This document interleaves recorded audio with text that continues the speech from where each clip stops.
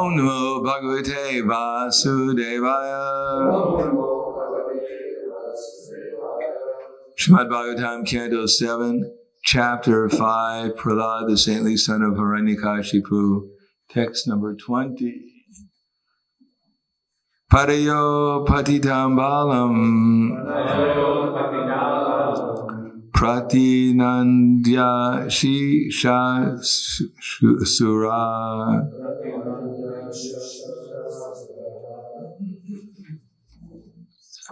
parish vajya chiram dorabhyam paramapa nivrit paramam apa niritim padayo patitam balam pratinandya shishasura.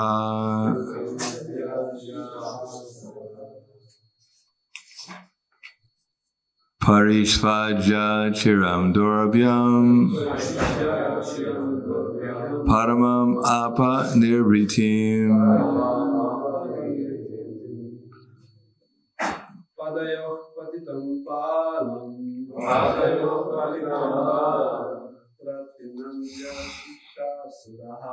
pratinandya shishasura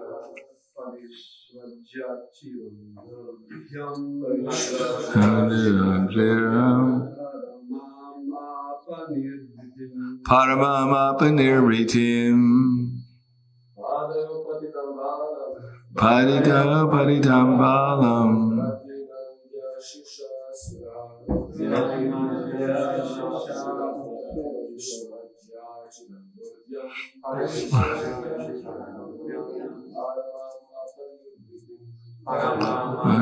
Iritim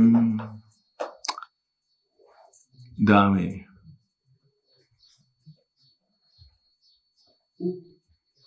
Okay, I'm just going to read the translation because there's no purport.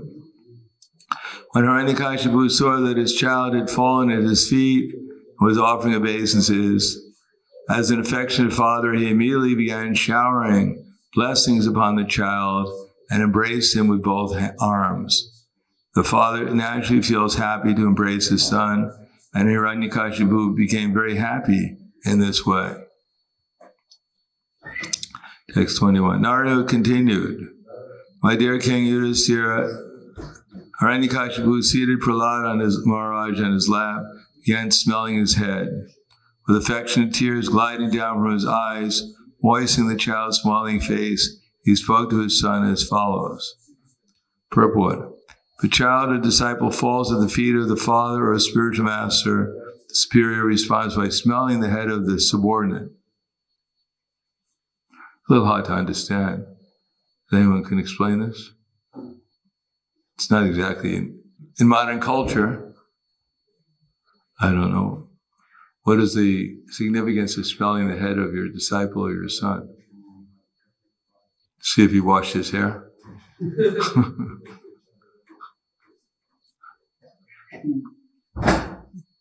Anyhow, whatever, it's esoteric. Hiranyakashipu said, my dear Prahlad, my dear son, O long-lived one, for so much time you have heard many things from your teachers. Now please repeat to me whatever you think is the best of that knowledge. Purport. In this verse, Hiranyakashipu inquires from his son what he has learned from his guru. Prahlad Maharaj's gurus were of two kinds, Shanda and Amarka, the sons of Sukracharya and the seminal disciple succession, were the gurus appointed by his father. But his other guru was exalted Narada Muni, who had instructed Prahlad when Prahlad was within the womb of his mother. Prahlad Maharaj responded to the inquiry of his father with the instructions he had received from his spiritual master Narada. Thus there was again a difference of opinion because Prahlad Maharaj wanted to relate the best thing he had learned from his spiritual master, whereas Hiranyakashipu expected to hear about politics and diplomacy. Prahlad had learned from Shanda and Amarka. Now the dissension between father and son became increasingly more intense as Prahlad began to say what he had learned from his guru, Narada Muni. Next verse is probably the longest purport in the whole Srimad Bhagavatam. Take us a couple of weeks to read through the purport. Namo Vishnu Padaya Krishna Prasthaya Bhutale Srimate Bhaktivedanta Swami Namane Namaste Saraswatunde Ve Gauravani Vicharane Nirvishesha Srinivadi Paskatyade Satarne. In the Bhagavad Gita, Krishna says, Buddhir Jnanam Samudo Shema Sattva Dhamashama Sukadukam Bhavo Bhavo Bhayam Cha Bhayam Evacha Hingsa Samatha Tushti Sapo Dhanam Yasho Yasha Vanti Bhava Bhutanam Matak Eva Pritag Vida. So Krishna begins, this is in the 10th chapter of Bhagavad Gita. Buddhir Jnanam. There are two things. Buddhir, intelligence, and Jnanam, knowledge. In modern society, people think intelligence means to be able to control the material nature, and jnana means how to make money. But this is actually not buddhi. Buddhi means to see things in the proper perspective. And therefore, devotional service is also called buddhi yoga, the process of awakening our original vision so we can see things properly. And according to that, we have verses in Bhagavad Gita that give us vision of what a self-realized person, how he sees things. Such as the famous one, Vidya Vinaya Sampane Brahmika Vihastini Shuni Chaiva Svapakecha Pandita Samadarshana. A humble sages by virtue, the learned sages by virtue of true knowledge see with an equal vision the learned and gentle Brahmin, the cow, the elephant, the dog, and the dog eater. Samam Pachandi Sarvatra, Samavashti Tamishwaram, Nihinnatyatmanatmano Tatoyati Param Gatim. That one who can see the soul and the super soul accompanying the soul in all bodies, and who knows that neither the soul nor the super soul within the destructible body is ever destroyed. Samam Pashandi Sarvatra, Samavashti Tamishwaram, Nihinnatyatmanatmano Tatoyati Param Gatim. Samam Sarveshu Bhuteshu Tishtantam Parameshwaram Vinashyavam Vinashantam Pashati Sapashati. One who knows that the super soul is equal everywhere, in all bodies, doesn't degrade himself by his mind, and thus he approaches the transcendental destination. In other words, there may be something called material knowledge of how the modes of material nature interact, but these things are superfluous for the soul. Unless these material knowledge is utilized to help one become Krishna conscious, it has no real value. It simply keeps one in darkness. So-called knowledge is actually darkness. That knowledge can be utilized in Krishna service, and therefore when one is participating in activities, one is still conscious of the fact that he's Krishna's eternal servant. Without that, everything is considered sharma evi kevalam. Therefore, Krishna doesn't negate the fact that we have duties to perform, as Sunda and Marka are prescribing duties for kings, because Krishna says, Shreya Swadamo Viguna Paradharma Sunustita Tre Dharmesh Idanam Shayak Paradharmo Bhayavaha. It is better to execute one's own duty than even imperfectly than perform someone else's duty perfectly. Destruction in the cause of one's own duty is better because to follow someone else's duty is dangerous. So these bodies are actually meant for something in Krishna service. So we should find out what Krishna wants us to do with this body. That's called our duty. Now, if we think we are the body, then in material consciousness, people think the only duty is to make money and enjoy the senses. But if one understands that this body belongs to Krishna, and I also belong to Krishna, then I should find out what Krishna wants me to do with this body. So that's called dharma. And there's two kinds of dharma. Swadharma, two kinds of swadharma, one's own duty. One is the duty given in a varna ashram according to one's psychophysical nature, and the other is the swadharma given by the spiritual master in relation to Krishna's service. So Srila Rupa Goswami has given us nectar of devotion to tell us how to execute devotional service, and the Vedas tell us how to execute our duties in varna and ashram. Now in the Hare Krishna movement, for instance, we accept something from varna and ashram because varna and ashram helps us control our senses. Especially the mind is the principal senses. When it's uncontrolled, then one cannot understand anything properly. One cannot hear, and if one cannot hear, one cannot understand anything properly. And if one cannot understand anything properly, one must do the wrong things. If our mind is not absorbed in Krishna consciousness, if it doesn't see things in relationship to Krishna, if we don't act in relationship to Krishna, whatever we're doing will not be beneficial for us or anyone else.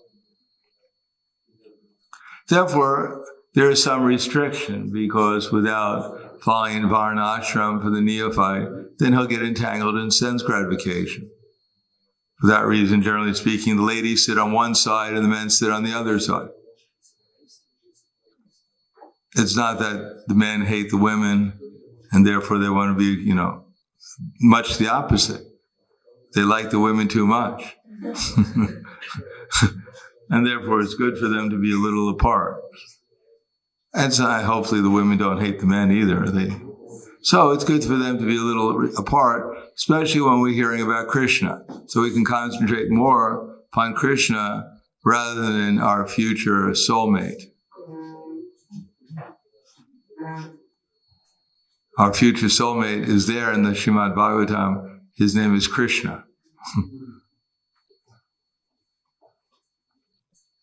So, varna ashram is principally for that. Ashram is principally to restrict association with the opposite sex, and varna is more or less to provide the necessities of life through the performance of sacrifice. And without controlling the senses and ashram, then one will not be able to understand what the value of sacrifice is. Therefore, tapasya brahmacharyena samena cha damena cha. In the beginning, there is tapasya. In brahmachari ashram, there is tapasya.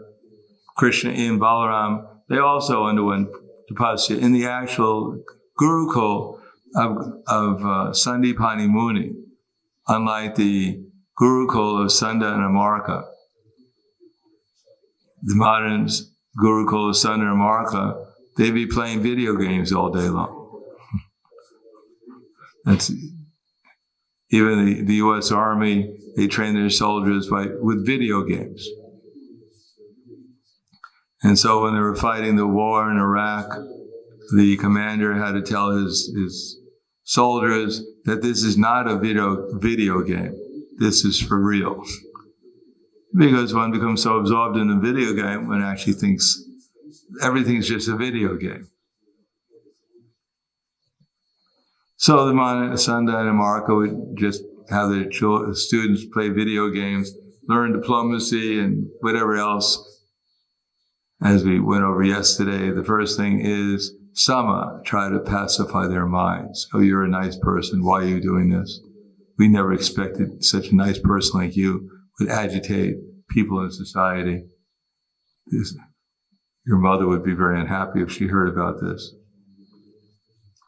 And if that doesn't work, then there is something called trying to bribe the person, dana.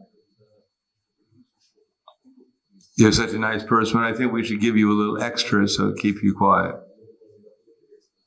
And if that doesn't work, then there's beta.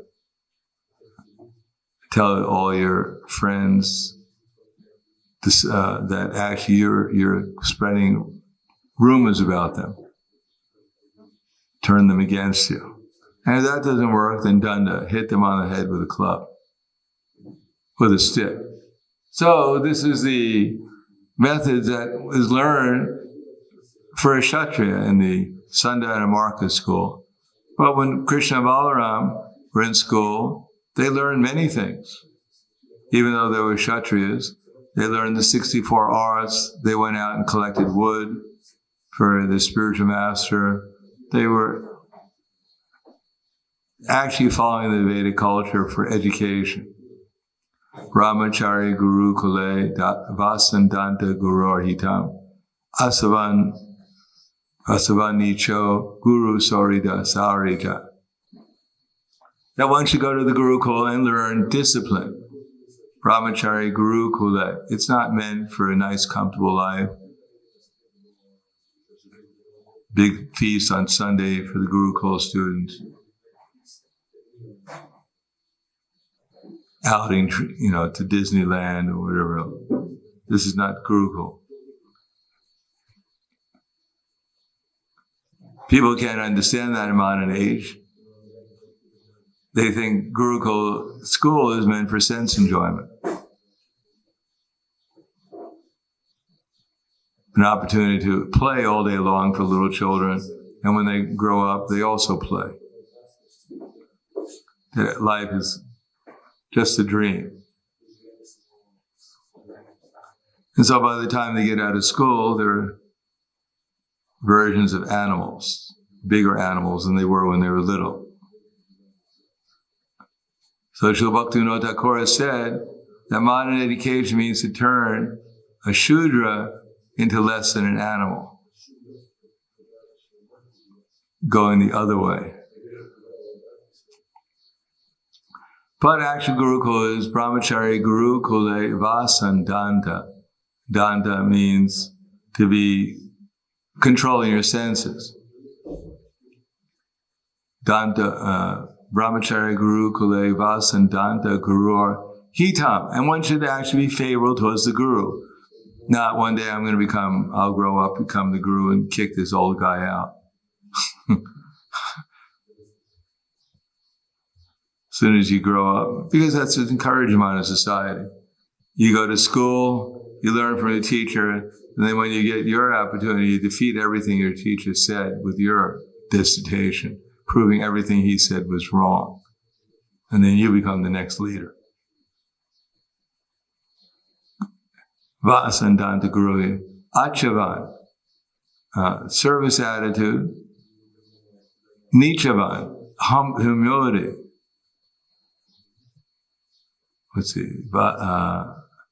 Vasavan, Brahmachari Guru Kule, Vasandanta Guru Hitam, Dasavan, Achavan, Nicho. So service, surrender, humility, Surida, Sarida, determination.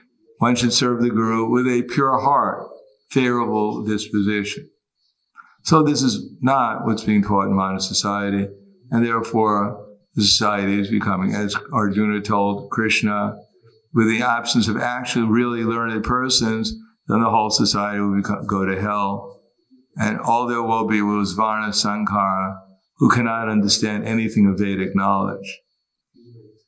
If you give them a book, they turn it upside down trying to figure out what it is. They haven't seen anything like that in a long time. I think they remember they saw it in some museum somewhere.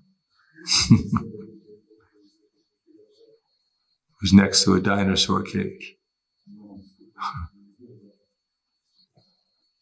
And they look at the cover and they try to decide what flavor it might be if they ate it. That's all they can figure out.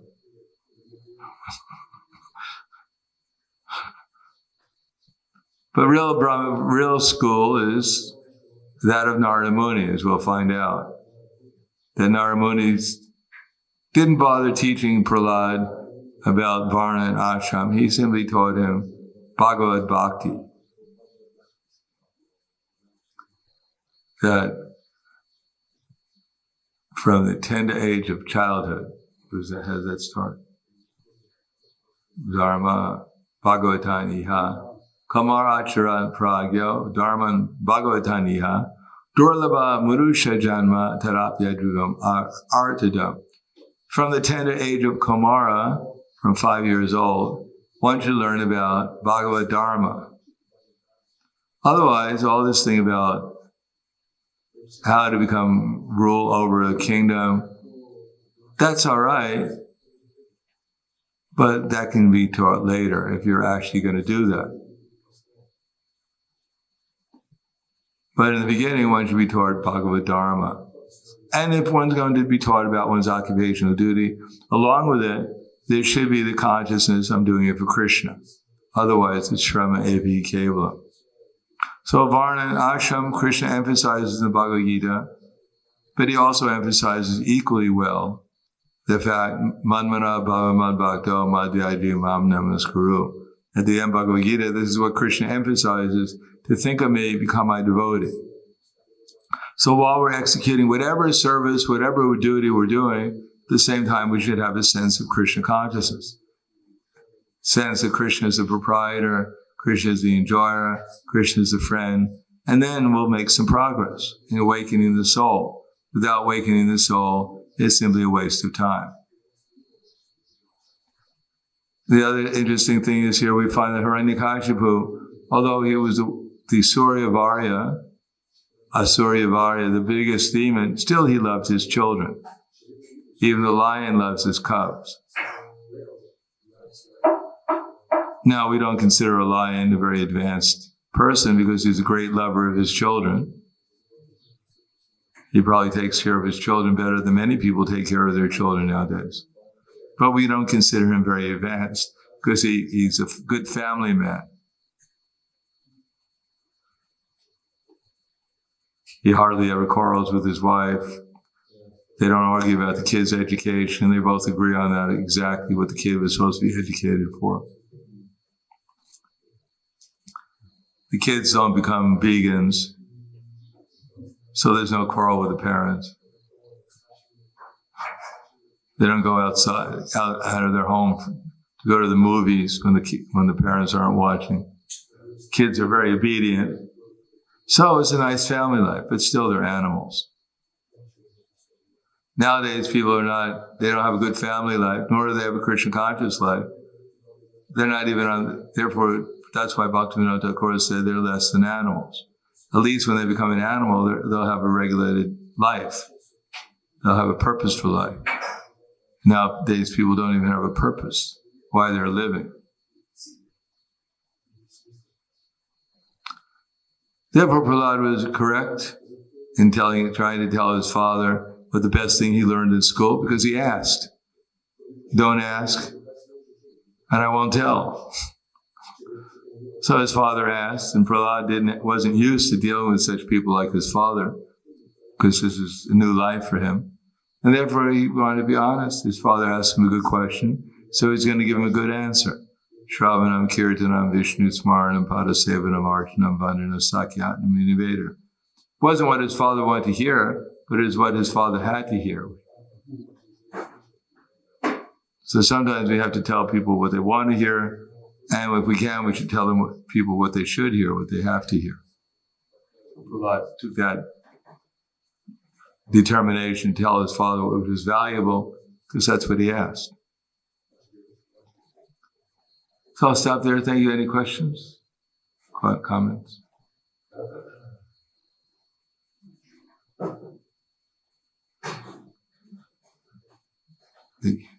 Keep the mic at your lotus feet. Hare Krishna. What would happen if Prahlad told Hiranyakashipu something more neutral, something less aggravating to Hiranyakashipu? He probably could understand what Hiranyakashipu wants, and he could have just tell him something. He wouldn't have made it into the Bhagavatam, that's for sure. I'm sure there's a lot of people who had the little children 5 years old who were in a similar situation. They said what the person wanted to hear rather than what they should have told him. They didn't make it into the Bhagavatam. But this is one example, in the last yuga at least, someone who tell the truth, as rare as it is. So he made it into the Bhagavatam at least. Otherwise he wouldn't. He would have been Prahlad. Anything else?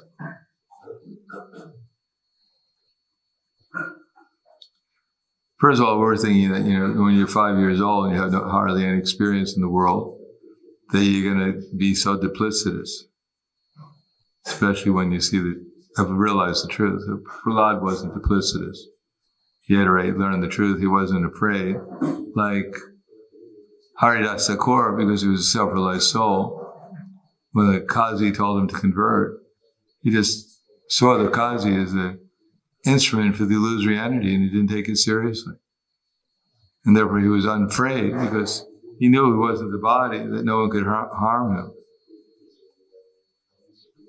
So when it's self-realized, then one becomes abhayam, fearless. And therefore his whole duty is to tell the truth. There's no reason not to, especially among family members. That's what Krishna told Nanda Maharaj. He said, you should tell me I'm one of your family members. Now, someone may be outside, they may be an enemy, may be duplicitous, but not to your family members. Tell the truth. Why is the sacrifice for this Indra going on? And Nanda Maharaj conceded and told him the truth. Anything else? Thank you very much. Grantaraj Srimad Bhagavatam Ki Jai, Srila Prabhupada Ki Jai, Gaur Premanande.